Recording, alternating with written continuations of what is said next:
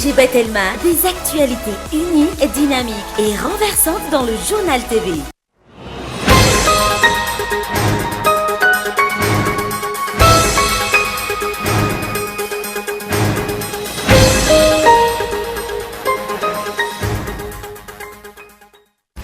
Tapitra tanteraka ny endrika fanjanahantany raha tsy miverina tanteraka amin'ny Madagasikara ireo nosy malagasy hony filohan'ny Rajoelina nandritra ny fandraisam-pitenenany tamin'ny fivoriam-be ara-potoana andiany fa 47 ny firenena mikambana atao New York. Totosa androany fanaovatsy ny fiaramiasan'ny DGSF sy ny tetika SACAZEF isan'ny fiaramiasa lehibe indrindra ho an'ny fanatsarana ny sehatra ny fananantany izao izay mitentina manodidina ny 13 miliara ariary. Tokony hitady vahaolana ny fitondram-panjakana ahafahan'ny sarambabem-bahoaka mampiasan'ny teleferika hoy ny solombavamboaka tamin'ity androany ity ny hamahantra ny malagasy vokatry ny Covid-19 ka tokony hisy ny fitsinjovana isaky ny sokajin'olona hoy ny Bahito Karena. Tolapaty telogony no saron'ny zandarmeria firenena ao Brickaville taoriana ny fahenoana famirongatra indray ny vakitrano sy vakifasana any an-toerana olona roa no voasambotra hatreto. Maresaka iraisam-pirenena azo atao manomboka izao ny fanaovana troisième dose ny vaksiny Pfizer ho an'ireo 12 taona no miakatra. Nanambara ihany koa ny filoha Amerikana Joe Biden fa hanome vaksiny 500 tapitrisa dose ho an'ireo firenena tena mahantra. Ny ateten'ireo fetrany.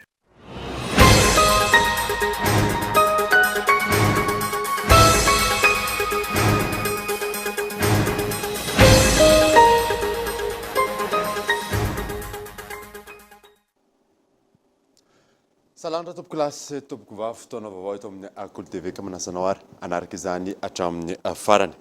Nanombotsika ny vaovao dia tsy tapitra tanteraka ny endrika fanajana-tany raha tsy miverina manontolo ny Madagasikara. Ireo nosy malagasy hoy ny filohan'ny Rajoelina nandritra ny fandraisam-pitenenana tamin'ny fivoriam-be ara-potoana andiany fa 47 ny firenena mikambana atao New York. Gaito Andreslava. Ny tolona ny jeren'ny firenena mikambana manokana ny fandrosoan'ny asa iraisan'ny firenena malagasy sy ny firenena frantsay eo anivon'ny komity mikaondoha momba ny famerenana ny nosy malagasy ny filohan'ny Rajoelina raha vao nandray anjara fitenenana voalohany teo anivon'ny fivoriam-be. Tsy tapitra tanteraka ny endrika fanjanahantany raha tsy miverina tanteraka amin'ny Madagasikara ireo nosy malagasy. Mbola mijanona ao mampangery ny vahoaka sy ny firenena malagasy ny momba ny nosy malagasy. Napatevy ny filoha nandritra ny fandraisam-pitenenany fa efa nisy ny fanapahan-kevitry ny firenena mikambana manome toromarika ny firenena frantsay anomboka tsy misy atakandro ny fifampiraharahana amin'ny Madagasikara amin'ny fomba hamerenana ny nosy malagasy izay nesorina tamin'ny Madagasikara. Aujourd'hui, en 2021, c'est-à-dire 42 ans après, les résolutions des Nations Unies avec mon homologue français le ankehitriny taona 2024 izany hoe 20 taona aty aoriana miasa miaraka manoloana ilay fanapahan-kevitry ny firenena mikambana amin'ny alalan'ilay komision mixte amin'ny firenena rontonty izao sy ny filoha frantsay Emmanuel Macron. Matoky aho fa hisy ny vokatra tsara mahitsy sy milamina ny asa atao manainga ny firenena mikambana aho handray ny andraikina ka hijeraka izany araky ny tokony ho izy tsy manana tanjaka tsy manana fitaovam-piadiana i Madagasikara ary indrindra tsy manan-kevitra amakiady saingy manana ny finoana izahay araka ny fanirinay sy ny zonay amin'ny fandraisana fanapahan-kevitra amin'ny taninay. En la légitimité de nos aspirations et en notre droit à décider du destin de notre territoire. Nasongadiny ny filoha nandritra ny fandraisam-pitenenany ihany koa ny fahavitany Madagasikara nanoho ny asa fampandrosoana nateo aza ny Covid-19 fotodrafitrasa goavana sy tetikasa maro no vita na tompoka na andalam-pamitana na niatrika ny aretina Covid-19 aza ny firenena. Isan'izany ny fanamboarana ho manaraka ny fenitra iraisam-pirenena ny kianjan'ny Barea sokajiana ho kianja goavana indrindra ao amin'ny ranomasimbe Indianina. Iatomboka ihany koa ny fananganana ny tanàna vaovao Tanamasoandro ho fitaratry ny ranomasimbe Indianina. Miroso ihany koa ny fanamboarana ny logements sociaux ho an'ny mponina. Ampiroborobo sy hanavao tanteraka anaraka ny toetry ny andro. Ny sehatry ny fitaterana ihany koa ny fanjakana amin'ny alalan'ny teleferika raha toka efa irosoana tanteraka amin'izao fotoana ny fametrahana ny train an-tanàn-dehibe. Nous construisons également des milliers de logements sociaux pour la population. Manorina trano fonenana manalina ho an'ny mponina ihany koa izahay ny fitsinjarana ampahatany amin'ny alalan'ny titre vert hanoanana ny fandraharana ara-pambolena sy ny fametrahana orinasa ho an'ny Madagasikara amin'ny famokarana siramamy sy simenitra izay eo andalam-panantanterahana ankehitriny. Tanjona ny hamokatra ao an-toerana izay rehetra ilain'ny malagasy amin'ny andavanandrom-piainana eo amin'ny lafiny sosialy. Olona hatrany amin'ny 10 tapitrisana fianakaviana 10 no nisitraka fanampiana rabola ny atrehana ny aretina Covid-19 ho an'ny sehatra ny ady amin'ny tsy fanjarian-tsakafo mianjady amin'ny zaza hotokanana amin'ny herinandro avy izao ny orinasa Nutri7. L'étude pour lutter contre la malnutrition infantile sera également inaugurée dans une semaine. No mafisy ny filohandro radioelina ihany koa ny fanaovan'ny fitondrana laharam-pahamehana ny ady amin'ny ahitany vokatry ny fiovan'ny toetry ny andro. Anisan'ireo mitondra faisana amin'ny fiovan'ny toetry ny andro ireo mponina any Atsimon'ny Nosy.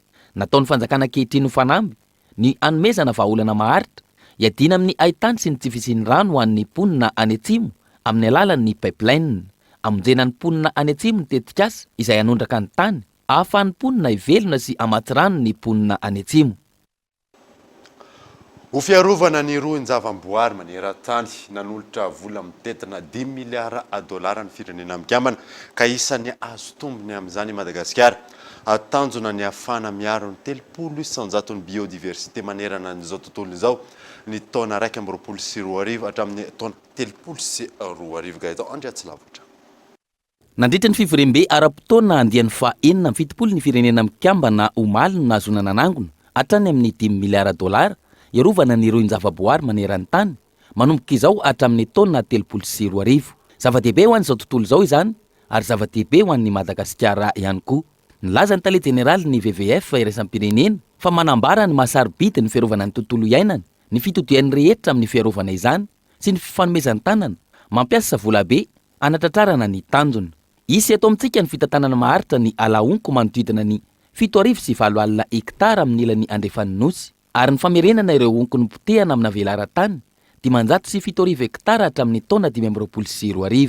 Anamafy ny fahafana miaro ireo roa voary eny fotony toy ny ao amin'ny faritra Menabe, Melaky sy Diana ihany koa ny famatsiam-bola. Na eo azy izany, andrasana ny fanaovan'ny Madagasikara soni ny EDN na ny engagement des dirigeants pour la nature. I Madagasikara izay isan'ireo firenena mizaka ny vokatry ny fiovany ny toetrandro. Omaly nanao soni io EDN io i Liberia, Rwanda sy Soudan. Atreto araka izany, miisa 20 ireo mpitondra manoana ny EDN na ny engagement des dirigeants pour la nature. Miisa 27 ireo firenena manoana ny fiarovana hatrany amin'ny 300 ny tany sy ny ranomasina. Ankehitriny hatramin'ny taona 2022 ary firenena miisa 20 mikendry iaro ny 300 ny ranomasina. Nanamafy ny tale jeneraly ny WWF eto Madagasikara fa tokony rahina amin'ireo firenen-kafa i Madagasikara manoloana ny krizy ateraky ny fiovan'ny toetrandro izay lalovantsika amin'izao fotoana. Isan'ny vaovao misongadana ihany koa dia totosa androany fanaovatsy ny fiara-miasan'ny DGSF sy ny tetikasa KAZF. Isan'ny fiara-miasa lehibe indrindra ho an'ny fanatsarana ny sehatry ny fanantan-tany izao vita izao izay amin'ny tetina manodidina ny 13 miliara ariary. Miantarandriana info. Toy ny dingana fanatsarana ny fananantany eto Madagasikara. Voasonian'ny DGSF na ny Direction Générale des Services Fonciers sy ny eo anivon'ny tetikasa KAZF androany ny fifanaraha-piara-miasa isan'ny lehibe indrindra amin'izay sehatra izay mahatratra 13 miliara ariary izao fifanaraha-piara-miasa izao iasana ato anatin'ny 12 volana. Namafisy ny ministry ny fanajariana ny tany sy ny fananantany fa tsy maintsy atao miatraika mivantana amin'ny vahoaka ny asa amin'izao fisitrahana famatsim-bola izao.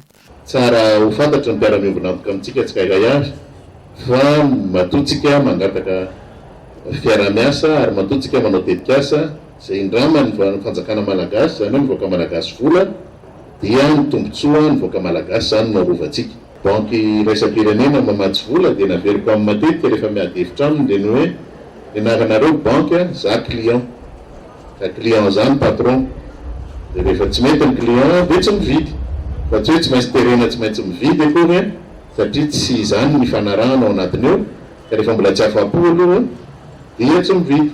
Raha ihany ny fananantany eto Madagasikara dia na io ny fananany direction jeo ambany fiahiny Direction Générale ny Service Foncier dia na io ny fizarana karatany na io fizarana bokotany. tsy rafim-panjakana anankiroa miara-miasa amina tombotsoa manokana ary tokana dia ny azahoany voaka malagasy arak'izay velirano nataon'Andriamatoa Filoha reny ny fanamorana ny azahoany voaka malagasy ny tany eto amin'ny tany sy ny firenena. Tsy ny isany mahamaiky fa ny ahafahany ty sampanaraha-panjakana iray ty mahatanteraka eo amin'ny lavitrezaka ny asa izay tokony ataony, fa tsy ny hoe ao anatin'ny tetikasa misy isa tsy maintsy hoenjahantsika, tsy maintsy mamoaka karatany zao isika, tsy maintsy mamoaka boky-tany zao isika, dia hoe natafita le tetikasa. Fa ny tena zava-dehibe dia ny hoe rehefa mijanona ny tetikasa dia afaka maneho ny asa ny atsakany sy andavany ny sampanaraha-panjakana ka nahavita an'izany mihoatra noho ny tamin'ny fitombohan'ilay tetikasa. Fanatsarana ny fitantanana, famolavolana ny blof, fanamafisana ny fanohanana atao amin'ireny guichet foncier ireny, fanomezana fitaovana samihafa, fanaovana sy fanamboarana fotodrafitrasa ary ny fametrahana système d'information no isan'ny ampiasana ny vola nositrahana io. Androany ihany koa ny sitraka fiara tsy mataho-dalana miisa 3 ny DGSF tamin'ny alalan'ny tetikasa CASEF izay ampiasaina indrindra ho fanamorana ny fizarana karatany amin'ny faritra lavitry ny renivohitra izy ireo. Maro ny fanatsarana atao amin'ny lafiny fananantany izay raha ny fanazavana. Fanjakana manohy ny ezaka aorian'ny fifarana ny tetikasa fa tsy ny hoe mandritra n'ilay fanatanterana ny tetikasa fotsiny. Ohatra amin'izany ohatra amin'ity taona ity no nanao ny filan-kevitry ny gouvernemanta ny anokafana fampifandana vaovao ho an'ny assistant sy ny technicien topo eo amin'ny Institut National de Formation Administrative na INIFA taorinany tamin'ny 2024 izay nisokafan'ny fampifandana ho an'ny ingénieur topo dia nisokatra ihany koa zany zao ny fampifandana vananana mpiara-miasa matianina eo anivon'ny fananantany fa ihany koa ahafahana manamafy sy manohy an'izao ilay ezaka atao momba ny fanatsarana ny fitantanana ny fananantany zao. Isan'ny fanavaozana lehibe amin'ny sehatry ny fananantany ihany koa ny ho fahazoana saritany Madagasikara indray. Ny resaka saritany Madagasikara io raha tsy diso Andriamatoa Tale Generalin'ny FDM tamin'ny taona 1970 tany no nisy saritany azo avy any amin'ny fiaramanidina na photo aérienne zanabolana angamba mbola tsy de nisy tamin'izany farany any Madagasikara. Zany hoe amin'ny taona 2024 zany efa nanao dingana ngezabe anankiray tsika satria moka saritany Madagasikara azo avy amin'ny fiaramanidina sy ny zanabolana vaovao indray ahafahana miasa ary ahafahana mahafantatra tsakany sy andavany ny mombamomba ny tanitsika ary ampiasainy ireo tetikasa maro na eto anivon'ny ministera Ray Manontolo tombotsoan'ny firenena. Raha nanaiky fotsiny tsika dia mazava ho azy kisarisary-tany zany mety ho azontsika teo. Rehefa niezaka tsika natao amin'ny CASEF natao aty amin'ny ministera, rehefa niadevitra nandritra ny volana maro tsika, rehefa nandaha mihitsy moa tsika farany any no vaka hoe janonany io satria tsy dia le vola tsy voatery hoe mahasolo malagasy mahafaty azy koa ndraindray dia nanaiky any ary nahita fanarana antsika rehetrarehetra. Tsy aivina tetikasan'ny ministeran'ny fanajariana ny tany sy ny fananantany sy ny ministeran'ny fambolena sy ny fiompiana ny jona izay vatsiany banky iray isam-pirenena vola ny tetikasa CASEF. Ny tombo kosa ny fanjifana ny vokatra vita malagasy nandritra ny fotoanany amiana ara-pahasalamana araka ny nambarany teo anivon'ny syndicat-ny industrie eto Madagasikara. Akoatra izay totosa androany fividianana ny filan-kevim-pitantanana ny SIM iona saina. Nateo aza ny fahasahiranany sehatra maro samihafa vokatry ny Covid-19 nahitana taratry ny fampiasan'ny malagasy ny vokatra avy eto an-toerana ny vanim-potoana ny amiana ara-pahasalamana araka ny nambarany syndicat-ny industrie eto Madagasikara tamin'ity androany ity nandritra ny fivoriam-be ny tanterana teny Anosy. Nisy ny orinasa mahery ny folo tafiditra tao anatin'ny label malagasy ny antsika nateo aza ireo fepetra napetraka. Tao anatin'le krizy misy orinasa 410 no labelisena amin'le malagasy ny antsika, zany hoe nanaroatra n'le krizy Covid zany ny orinasa ny industrie malagasy nanamboatra sy nanatsara ny fomba fiasany amin'ny ankapobeny. Critère ny orinasa dia orinasa misehatra anatin'ny industrie aloha, tsy maintsy ao anatin'ny industrie zany manodina akora eto Madagasikara ny voalohany a dia mazava tsara ny fomba fanodonana niny akory iny a ho lasa tena entana tena azo tsy fain'ny mpanjifa malagasy. Zay zany atao amin'ny teny frantsay le processus de production za mazava tsara ao anatin'le critère-na labellisation zay le mahasotsivana an'le izy hoe tena manodina tokoa ve ity orinasy ity misy akora ampiasaina eto toerana vokatra tena anisany mety hoe akora tsy hoe zato isan-jato fa misy akora ampiasaina eto a dia manodina an'iny izy a dia lasa vokatra azo tsy fain'ny mpanjifa malagasy eto toerana. Miankina amin'ny fanohanana sy ny fiara-miasa amin'ny fanjakana ny fampivorana ny indostria raha ny fanazavana hatrany, eo ihany koa ny fifehezana ny vidin'ireo akora ilaina. Zao fotoana zany amin'ilay relance io iarahana amin'ny fanjakana amin'ny ankapobeny satria tena sehatra ngeza be tsy ny industrie rery fa mifampiankina daholo ny vokatra ampiasainay a dia ampiasain'ny eo amin'ny tourisme ohatra azonareo misy fampiankinany be da be zany ny relance fa raha ny industrie manokana dia ny zavatra tena tsy maintsy tsonjovana dia eo amin'le fijerena le vidinetana. Zay zany ny zavatra tsy maintsy jerena ahoana ny ahafahana mijerena vidinetana io satria hitanareo fa niakatra be daholo ny akora rehetrarehetra eran-tany io fa tsy eto Madagasikara ihany no teneniko. Dia noho izany le relance zany miankina betsaka amin'ny fifandraisantsika amin'ny any ivelany. Zay satria mifampiankina daholo commerce international io dia mifampiankina daholo na ny eto toerana na ny any ivelany satria ny akora ampiasain'ny industria amin'ny ankapobeny dia mbola tsy maintsy afarana any ivelany.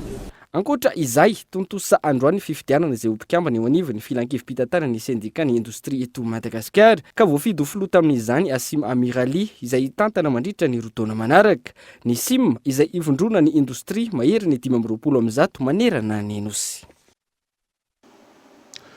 Tokony hitady vahaolana ny fanjakana ahafahana ny sara mahabe-bahoaka mampiasa ny teleferika ho nisy olombavim-boaka tamin'ity androany ity. Mihamahantitra ny malagasy nandritra ny Covid-19 ka tokony isy ny fitsonjovana isaky ny sokajin'olona ho ny pahy toe-karena io na sainatra. Mavesatra amin'ny sarababem-bahoaka ny fandoavana ny sarandalana 3,000 ariary amin'ny teleferika izay ho vita ny volana Jona 2022 raha ny faneho-kevitry ny solombavim-bahoaka nanontaniana tamin'ity androany ity ka tokony hitadiavana vahaolana mba ho takatry ny rehetra. Tonga dia mahitsy be hoe tsy ho zaka ny vahoaka zany ary indrindra ny mpianatra na mpiasa ara tsy ahazaka an'izany. Voalohany indrindra nisy ny tetikasan'ny commune dia vatateraka moa izy nanaovana n'ireny bus classe reny zareo ireo mahita olona 3 na 4 ao anatin'izany bus zany nefa 500,000. Analefana ny fitoanany fifamoivoizana sy anomezana endrika ny tanàna no isan'ny antony anaovana ity tetikasa ity ho kosa ny solombavim-bahoaka hafa. Satria raha ohatra ka amin'ny hoe 3,000 ariary na 4,000 ariary dia tena hoe mora lavitra noho ny taxi kanefany aingana kokoa zany ianao dia tonga amin'ny toerana andehananao amiko ary amin'le izy koa amin'izao vanim-potoana zao dia anisan'ny fitaterana manara-penitra manaraka ny toetrandro zany zavatra zany tsika eto Madagasikara ve zany dia tsy azo ivoatra. Ho an'ny pahy toe-karena ilaina ny fivoarana makany amin'ny fampandrosoana ary fahateantoka goavana ho an'ny firenena ny fitoana ny fifamoivoizana. Momba ny sarandalana tokony hojerena manokana ireo mpianatra izay mampiasa ity transport par câble ity amin'ny fanalefahana izany. Antony raha ray aman-dreny mananjanaka 2,2 ariary ny sarandalana isan'andro amin'ireny izy ireo ny fianarana sy odina. Avoroen'izay kosa raha toa ka mody atoandro misakafo. Tahaka izay ihany koa raha mpivady amonjy asa. Tsara aloha rehefa misy ezaka misy fivoarana ahafahana miala amin'ny embouteillage zay aloha lafiny anankiray ara-tsosialy ngeza be fa ny zavatra mila jerevana akaiky dia zao aza adino fa noho ny fisian'ny Covid noho ny toetra raha amin'izao fotoana zao zany hoe tsika ilay contexte socio-économique post-Covid mihitsy dia latsaka akaterena ilay classe moyenne. Ilay classe moyenne io classe moyenne io ny tena consommateur aza adino ka raha ireo consommateur nefa nisy ny latsaka ireo tena ny latsaka ny akamaroan'ireo zany hoe nenahatra ilay classe moyenne tady ho tsy hisy tsony ilay classe moyenne. Ny zavatra raha izany 3,000 ka hatramin'ny 4,000 izany no ho sarandalana io teleferika io hita hoe mafy zany mafy zany ho an'ireo classe moyenne ary na ilay classe moyenne ny latsaka. Ny zavatra tokony ho jerevana zany dia hoe jeren'ny fanjakana akaiky hoe izy amin'ireo classe moyenne ireo ny tena tsy manana n'lay fahefana ka tokony hojerena ny fandatsahana n'izay sarandalana ho atao amin'ilay téléférika izay raha izy koa ohatra hoe ho an'ny mpianatra ohatra ny mpianatra izay tsy anana fahefana mihitsy nidikan'izay tokony hojeren'ny fanjakana akaiky izany zavatra any hoe mba misy karazana carte verte atokana ho an'ny mpianatra na ho an'ireny zokiolona ireny mba ohatra hoe ho arivo ohatra zany tolo-kevitra ny hoe mba ho arivo ohatra mety ho zaka n'lay kosa zaka n'lay klasy intermédiaire zay zavatra amin'izay fotoana zay fa tsara aloha rehefa misy ezaka mba hialana amin'ity embouteillage fitohanan'ny fiara sy fahatarana fa reny fahatarana sy fitohanan'ny fiara reny vola tsy toko tsoforoana koa mivery ao anatin'ireny. Andrasana araka izany ny fanampanazavana avy amin'ny tompona ndraiky mpanjakana momba ity sarandalana amin'ny téléférika ity izay ho sarotra amin'ny sarababem-bahoaka ny fanefana azy isan'andro raha ny sarany nampahafantarina ny be sy ny maro 3,000 ariary. Tsy manaiky ny hanomezana orinasa tsy miankina ny fitantanana ny hetra sy ny fahadiseranana ny syndicat-ny mpiasa ministeran'ny vola araky ny fanambarana izay nataon'izy ireo tamin'ity androany ity ny fiandrianan'ny pirenena ny voakitikitika hoy izy ireo tamin'izany ionina senatra. Manoloana ny fikasana hanomezana orinasa tsy miankina ny fitantanana ny hetra sy ny fahadiseranana impôt douane izay efa misy étude na projet efa mandeha ary no amafisiny lahatsoratra an-gazety nivoaka anio 17 septembre 2024 dia manao zao fanambarano zao izahay syndicat rehetra mivondrona ato amin'ny syndicat mpiasa ministeran'ny vola. Voalohany tsy manakana ny fanatsarana ny fitantanana izahay fa manohatra kosa ny fanomezana izany ho an'ny sehatra tsy miankina izay any ivelan'ny fanaraha-maso ny fitantanam-bola-panjakana. Faharoa, manome toky ny mpiara-miasa rehetra eto amin'ny ministeran'ny toerarena sy ny fitantanam-bola fa tsy anaiky ary manohatra tanteraka izany fikasana izany. Noho izany mitaky ny fampitsarana avy hatrany io tetikasa io izahay fa tsy vahaolana io fa fanapotehana ny administration malagasy. Efa misy ny étude mandeha amin'izao fotoana izao ny amin'ny fikasana hanomezana ny sehatra tsy miankina ny fitantanana ny hetra sy ny fahadiseranana hoy izy ireo antony anairana ny tompona ndraikitra teny izao. Ny fanomezana amin'ny tsy miankina ny fitantanana ny orinasam-panjakana izay efa nahitana vokatra tsy maro teto amin'ny firenena hatrizay raha ny fanazavana hatrany. Raha mahafantatra tsika amin'ny privatisation Solima dia izy amin'izao fotoana izao dia izay fotsiny nisareko ny saina hoe anahoana sy anahoana ny zavatra mitranga satria tadidio fa ny hetra ny olom-pirenena tsirairay mandoa an'izany vao miditra ny entana miditra ny fahadiserana ny olom-pirenena tsirairay mandoa azy anahoana nefa izay ho sarotsarotra ihany raha sanatrika hoe tsy olom-panjakana manao azy ary souveraineté de l'État ny resaka eto ny lalam-panorenantsika no efa miteny amin'izay any amin'ny voalohany ny fangalana hetra sy ny fahadiseranana dia tafiditra tanteraka ao anatin'izay souveraineté de l'État zay ary tsy tokony ho kitihana io na iza mpitondra fanjakana. Ny zava-misy aloha tsara ho fantatritsika fa ny douane zao efa nisy gasiny eto teo aloha niditra tao anatiny dia ohatr'izay koa ny impôt efa nisy ny amnistie dia vao mainka ho volana indray ve ireo sehatra tsy miankina ireo zany any ivelan'ilay fanaraha-maso ny fitantanam-bola-panjakana donc misy risque zany ho an'ny fitantanana vola-panjakana. Andrasana orin'izao fanambarana izao ny fanazavana ny tompona ndraikitra avy eo anivon'ny ministera ny toe-karena sy ny fitantanam-bola momba ity fikasana hanome ny sehatra tsy miankina ny fitantanana ny hetra sy ny fahadiseranana ity. Tsy nandray karama nandritry ny enim-bolana kosa ireo mpiasa manerana ny station de pesage routier mangataka ny fitondram-panjakana indrindra ny ministera piay amany olana izy ireo araky ny fitarainana tamin'ity androany ity Yves Richard. Hiditra fito volana ny mpiasa manerana ireo station de pesage fito eto Madagasikara no tsy nandray karama.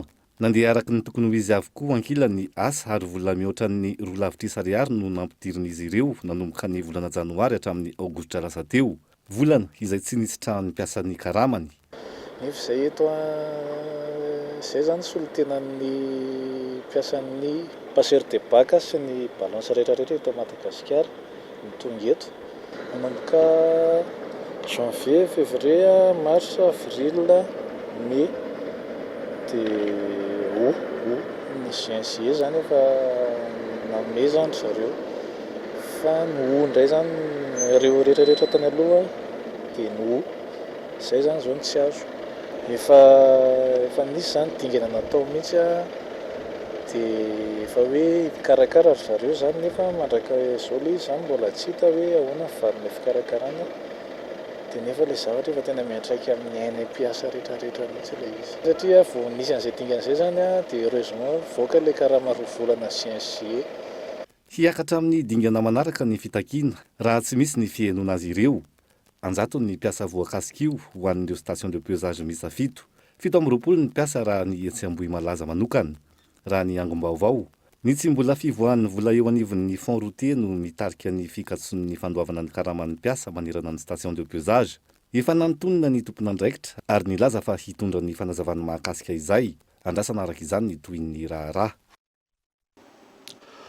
ho any amin'ny faritra kosa indray isika eny amin'ny immeuble raha manandray be boulevard Joffre eo ampitan'ny bibliothèque chrétienne no misy ny masivoan'ny banque SBM ao Tomasina misy ny fanavaozana sy fanatsarana ny tolotra ho an'ny mpanjifa izay nataon'ny banque SBM any toerana fanadina eny amin'ny immeuble Ramanandray be 36 boulevard Joffre ampitan'ny bibliothèque chrétienne no misy ny masivoan'ny banque SBM ao Tomasina manomboka izao taorian'ny fifindran-toerana nosantarana omaly ny fisokafany ho an'ny daolobe sy ho an'ireo orinasa ary misy ny fanavaozana sy ny fanatsarana ny tolotra amin'ny lafiny maro ho an'ireo mpanjifa indrindra fa ireo orinasa misehatra amin'ity banque lehibe iray ao Tomasina ity ny zavatra tsara marina ao anatin'ilay izy a dia misy logo vaovao hoentinay a atao anatin'izay ary zay moa zany ataoko hoe zava-dehibe ao amin'ny serasera ho an'ny banque zany na ho an'ny orinasa amin'ny ankapobeny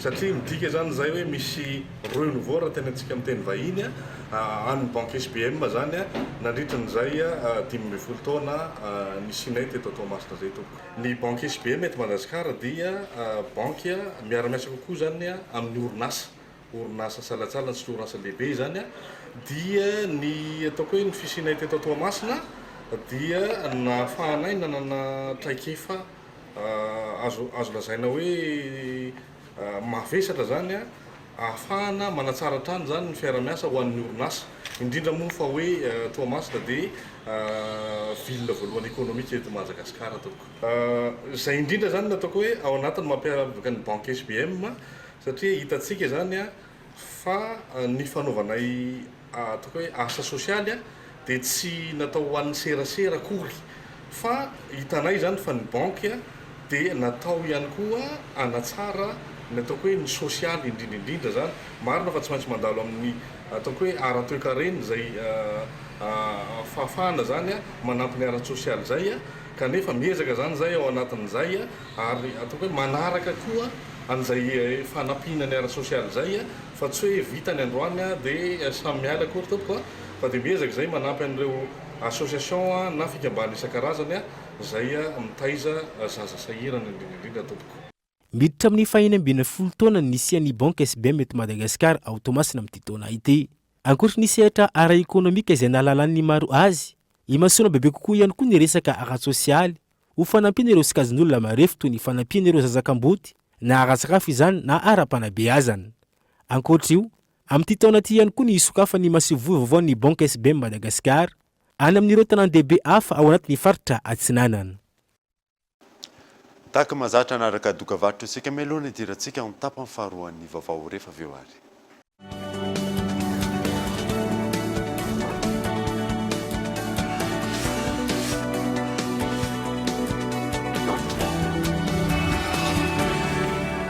Partagez les fous rires, les découvertes, les petits plaisirs, les passions, les rencontres inédites, les moments importants, ensemble, autrement. Partagez vos mégas et faites-en profiter à vos proches partout. Tapez le dièse 111 étoile 4 étoile 4 dièse.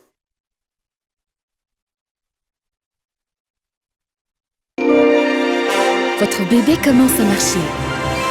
Vous avez choisi les chaussures les plus confortables. Vous avez prêté attention aux petits détails. Eh bien, avez-vous choisi la bonne couche pour que votre bébé puisse faire ses premiers pas correctement? Grâce à ses caractéristiques extra flexibles sur 3 dimensions, Molfix conserve sa forme, absorbe le liquide et offre une totale liberté de mouvement au bébé. Nos recherches ont prouvé que les bébés font correctement leurs premiers pas avec Molfix, que nous recommandons à toutes les mamans. Fais correctement tes premiers pas avec Molfix, petit explorateur. Nous sommes avec toi. Toujours plus de foot ensemble.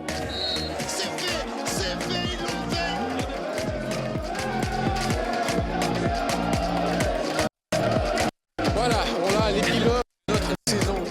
Le meilleur du football européen revient à partir du 8 août sur les chaînes Canal+ Sport. Réabonnez-vous en avance et profitez immédiatement de vos chaînes bonus avec la nouvelle semaine généreuse.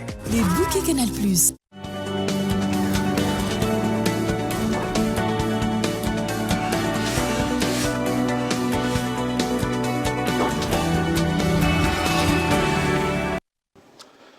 Tonga sondray eto amin'ny tapany faharoan'ny vaovao.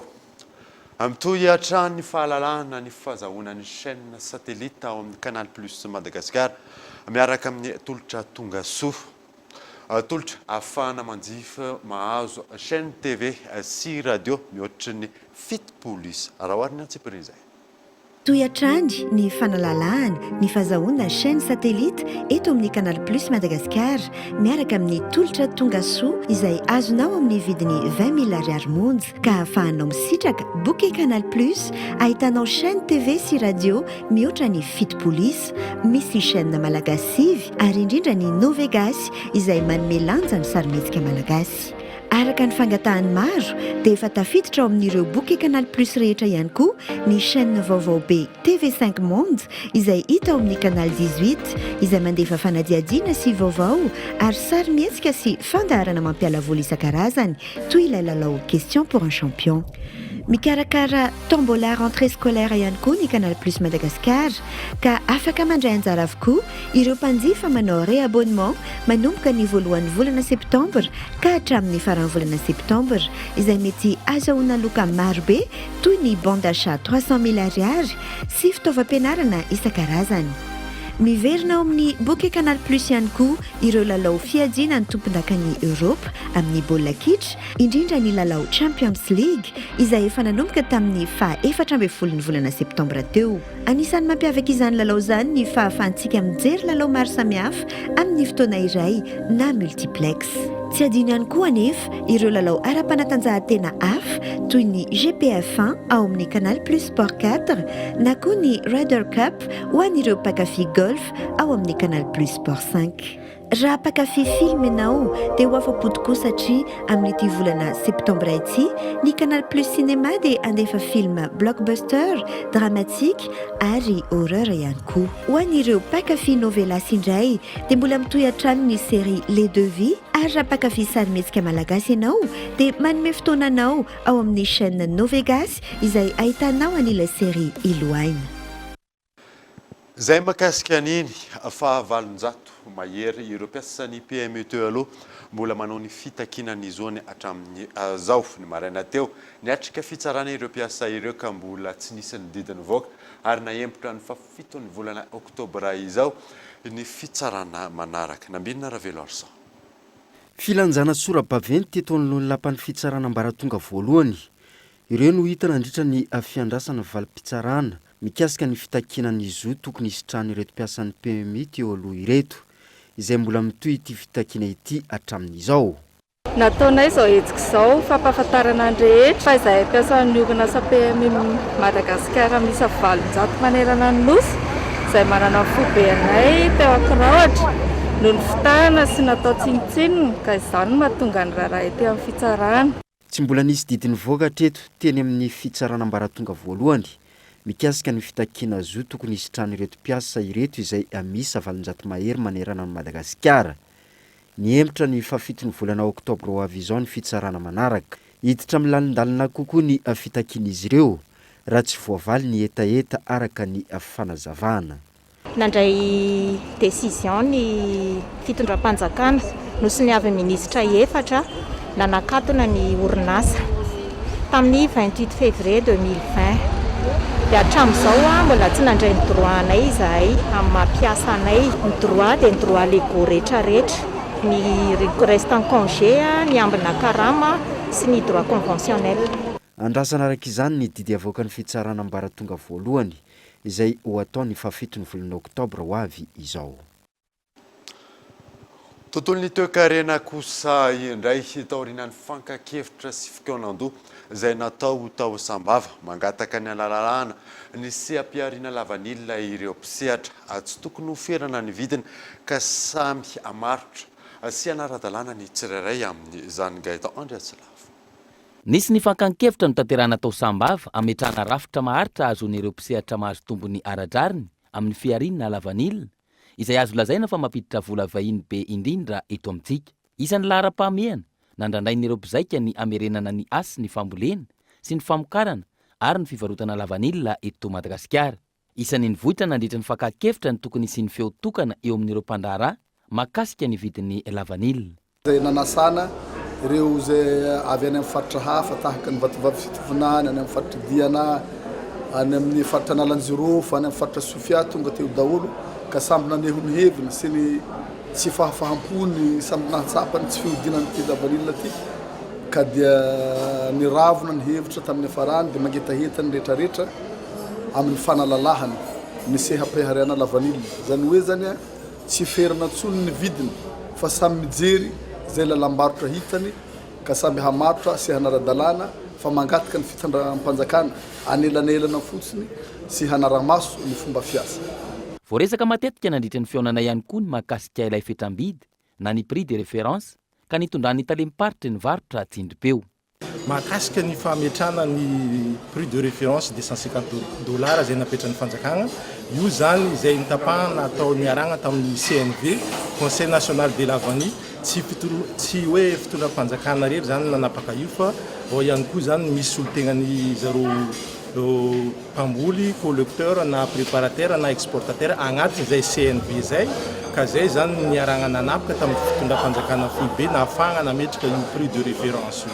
Miandry am-pitonina ny fanapahan-kevitra hoentiny ministra tompon'andraikitra araka izany ireo mpisehatra rehetra miainga amin'ireo tantsaha-mpamokatra, mpanangom-bokatra, mpandaharaha, mpividy sy mpivarotra lavanilina. Andrasana ny amerenana indray ny asina sy ny lazany lavanilina vokarina eto Madagasikara. Nitokanana tamin'ny fomba ofisialy ny jiro sy ny lycée vaovao ho an'ny mponina ao amin'ny commune ambanivohitra Anjozoromadosy district Ambialanana. Nisy ihany koa ny fanaovana kara-panondro faobe tamin'ny zany gaetan Andriasilava. Taoriny ny fitokanana ny jiro sy ny tohadrano tao amin'ny commune Mangindrano. Teo ihany koa ny fitokanana jiro tao amin'ny commune Ambovinomby. Niroso tamin'ny fitokanana jiro tao amin'ny commune Anjozoromadosy ny solobavombahoaka voafidy tao Bealanana sy ireo délégation na niaraka taminy. Ho an'ny jiro mazava zany hoe nazo herinaratra, ny herinaratra dia mitondra hazavana fanatanterahana ny vinany filohan'ny Rajoely, hazavana ho an'ny daholobe ary azahoana angovo entigny magnatsara ny fari-piainan'ny mponiny eto Anjozoromadosy. Taoriny ny fitokanana ny jiro mazava, niroso tamin'ny fitokanana ny lycée ihany koa. Famatsim-bola avy amin'ny FDL sy ny fokon'olona no nahafahana nanangana ireo fotodrafitrasa. Amin'ny agnaran'ny filohan'ny Republika ny Rajoely sy ny Prime Ministre lehibe ny gouvernemanta izay rehetra tonga eto mitokana izao trano sekoly ho an'ny lycée engane ny mpianatrato ho tafita mpampianatra ho salamatsara reheren'ny Madagasikara. Antenaina fa ho tsara ny voka-panadinana ho an'ireo mpianatra amin'ny commune Anjozoromadosy. Noho ny fisian'ny fotodrafitrasa vaovao, iena ny fotoana lanin'ny mpianatra mamonjy sekoly amin'ny commune hafa, iena ihany koa ny famoaham-bolan'ireo ray aman-dreniny mpianatra izay tsy maintsy manokana vatsy sy sakafo ho an'ireo mpianatra mandrato fianarana amin'ny toeran-kafa. Raha ny lycée resahana dia fampanantonana ny ray aman-dreniny mpianatra ny vahoaka ny efitrano sekoly ahafahana magnamevana ny fahasahirana ny ray aman-dreny amin'ny fivezivezegna mandeha lavitry dia vita eto an-toerana ny EPP, ny CG sy ny lycée dia tsy sahirana ny ray aman-dreniny afaka manohana ny zanany mandra-pahafahany fanadinana baccalauréat. Fety sy lanonana no nandraisan'ny mponina ireo vahinina saina anatrika ny fitokanana.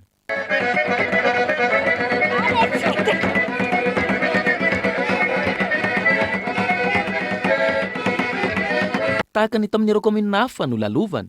Ny toy ihany koa ny fanaovana karapanondro vaobe, ny arahana tamin'ny lehiben'ny distrika sy ireo mpiara-miasa aminy, ny fanentanana ny mponina ikarakara araka ny tokony ho izy ireo taratasy-nomby sy ny fampanarahan-dalàna amin'ny fitazonana ny basy. Tranga miavaka kosa indray dia tranondrazana 20 taona no mbola mijoro ary ipetrahana fianakaviana iray eny Tsaraasina Ambohimankakely. Misy rihana roa izay tranondrazana izay ka ny farany ambany sisa no azo itoerana noho ny fahasimbana vokatry ny taona sy ny varatra ny latsaka 2 taona lasa izay. Yves Richard.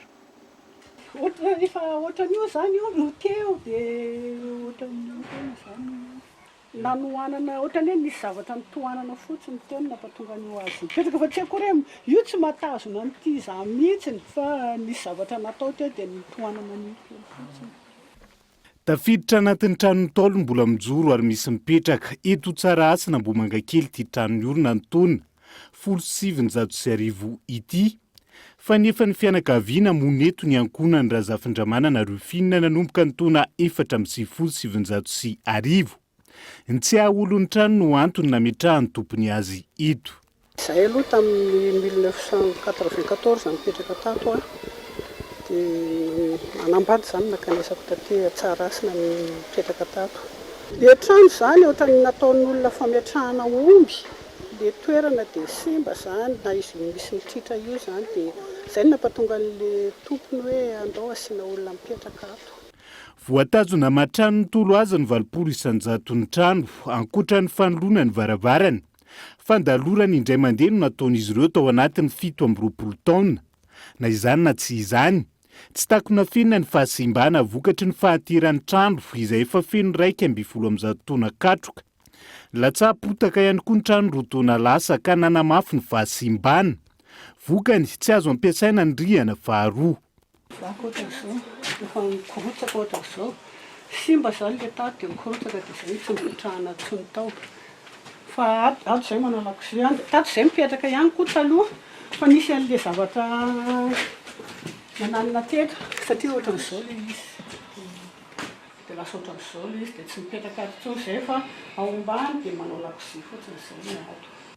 Tsy misy mampitebiteby azy ireo ny fitoerany eto, indrindra manoloana ny loza mety hitranga. Ny fotoam-pahavaratra no mampanano ny tafo mitete. Na izany na tsy izany, misy ny fepetra tsy maintsy raisina hisoroana ny mety ho loza, indrindra ho an'ny ankizy. Zay mihitsy no tena andraisanay fanapahan-kevitra satria le tafo ohatra ka mandrivotra ny andro na misy vorona eo dia mihitsy dia tenena ny ankizy mba tsy hanakaikaiky an'le tafo leo ambany lavarangana. Ankoatr'izay tsy mbola misy zavatra mampiahy hoe rindrina mety rodana. Mbola tsisy mihitsy fa mafy ny trano. Ankoatra ny fitoerana ny trano tsy aholo azy, ny fidanga ny hofa-trano sy ny fahasahiranana andavanandro no manery maro hipetraka amin'ny trano toy itony, na eo aza ny fahasimbany. Efa misy ny vinavina anarenana ny trano ranonambara ny tompony azy ireo. Na izany na tsy izany, ho tazonina amin'ny mahatranondrazana azy ny endriny, ho tsy aro ny razambe nanorina ary nametraka ny lova ho antaranaka faramandimby. Ramatoa Rafiliso Antony alina sy ny solombavamboakan'i Madagasikara voafidy tao be fotaka atsimo. Razafy Andriatsara Johnson Anatole no vahinin'ny fandarana ankitso-por ampitso aorianan'ny fampalalam-baovao teboka maro moa no resahana ao anatin'izany araoro ny sombony amin'izany. Manomboka indray izy zao fatatsika moa zany fa ao anatin'izay hoe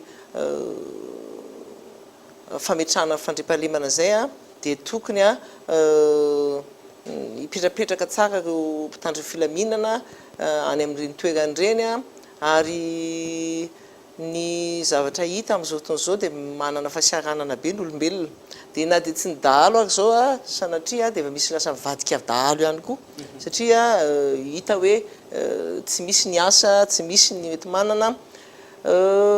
Zay moa dia niteny foana koa ireny fampifanana miaramila ireny avy eo dia tsy voaray, tsy engagé moa zany filaza azy ho anay ireny ohatrany hoe fanofanana dahalo ihany satria lasa mahay mitifitra izy lay afaka miady izy dia rehefa tsy manana asa izy dia lasa manamaro isan'ireny dahalo ireny sanatriany izany fa zavatra tena iainana daholo nefa izany rehetrarehetra izany ka le charge zany de hoe mienga avy any am'le PV zay avoaka ny mpitandro filaminana gendarme moa zany maromaro koa le ma OPG anazy ka zavatra teneninareo tena marina fa zay tiako teneny hoe sy te hiteny direct zao zao ny tolo fisarana fa show re tena am'le sy ampisarge tokoa le izy inona moa ny ataon'ny mpisara raha ohatra ka hoe le PV mienga tonga any aminazy misy no mazavizavina madame le juriste tsisy azonao satria ny juriste ny à partir le PV à partir ny avocat ka izay zavatra zay tiako teneny hoe tokony hoe mba izery sara ny any amin'ny fisarana ny tokony eo izy ny